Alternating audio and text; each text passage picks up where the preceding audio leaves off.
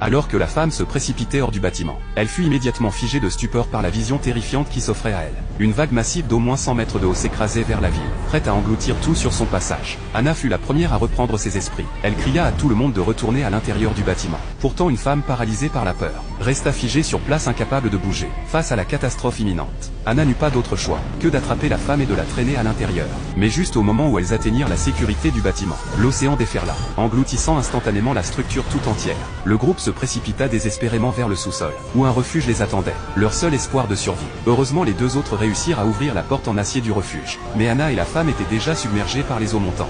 Au moment critique, Anna parvint à saisir la poignée de la porte en acier, s'y accrochant fermement. Avec l'aide de Jess et des autres, Anna fut tirée en sécurité, mais l'autre femme fut emportée par le courant implacable. Son mari, refusant d'accepter cette perte, continua de crier le nom de sa femme, même alors que les eaux de crue envahissaient la pièce. Dans une décision prise en une fraction de seconde, Anna le tira à l'intérieur, utilisant toutes ses forces pour le retenir. Les autres luttèrent pour fermer la porte en acier, parvenant à bloquer l'eau qui s'engouffrait. Alors qu'ils pensaient avoir réussi, les lumières à l'intérieur du refuge vacillèrent soudainement et s'éteignirent. Sans hésiter, Anna activa l'alimentation de secours. Lorsque les lumières se rallumèrent en clignotant, l'eau à l'extérieur était tombée dans un silence inquiétant. Anna et Jess s'apprêtaient à ouvrir la porte en acier pour évaluer la situation. Mais dès qu'elles l'entrouvrirent, l'eau à l'extérieur s'engouffra, inondant la pièce en un instant. Il n'y avait aucune issue. À contre-cœur, elles refermèrent la porte.